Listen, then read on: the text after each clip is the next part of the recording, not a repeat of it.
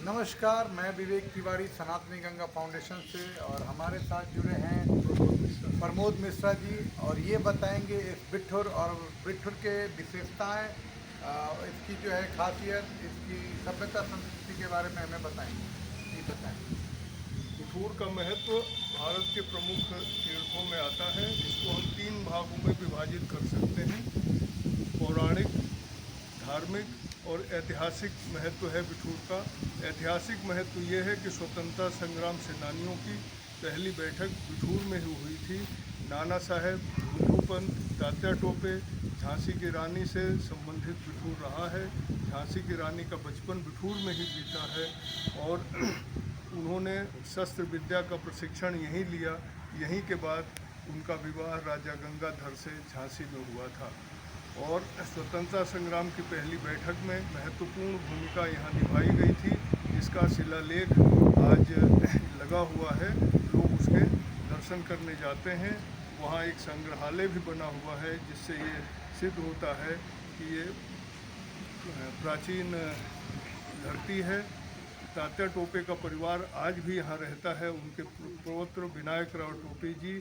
और लेकिन उन लोगों की स्थिति बहुत अच्छी नहीं है। इसलिए नहीं अच्छी है कि समाज और सरकार उनको बहुत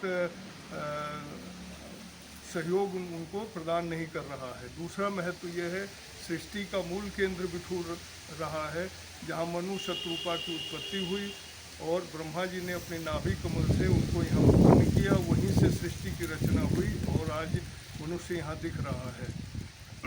ब्रह्मा जी ने अपने तपोबल से सबसे प्रथम यज्ञ बिठूर में किया था, जिसका उदाहरण है कि ब्रह्मावर्त जो नाम पड़ा है, वहाँ एक विशेष प्रकार की खूंटी गड़ी हुई है, जिसको सेंटर ऑफ द अर्थ बोला जाता है और उसका दर्शन पूजन करने लोग आते हैं।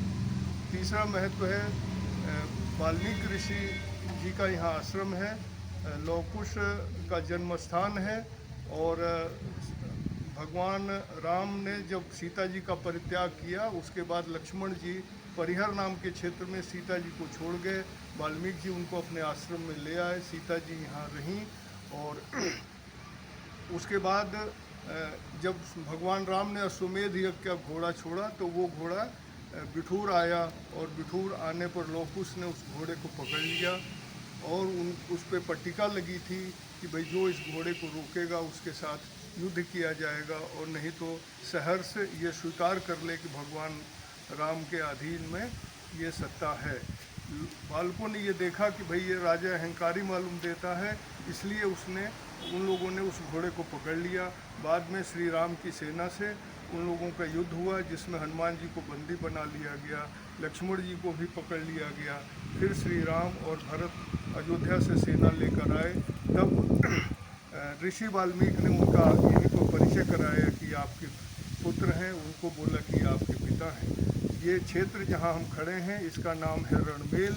यहीं पर युद्ध हुआ था और फिर मिलाप हुआ था, जिसके फलस्वरूप इसका नाम रणमेल पड़ा है।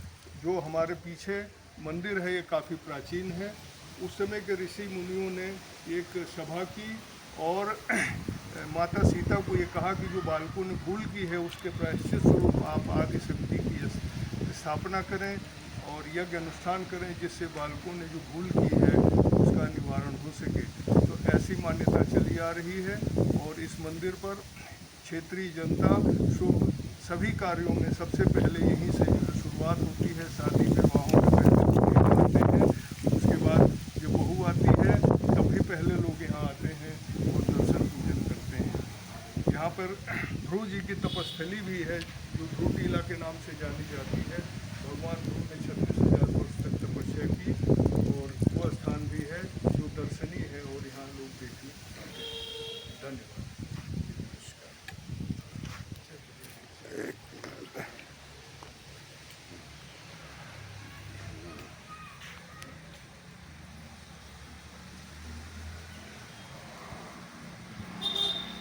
मंदिर का भी ऊपर ले लीजिएगा। हाँ। ऐसे ही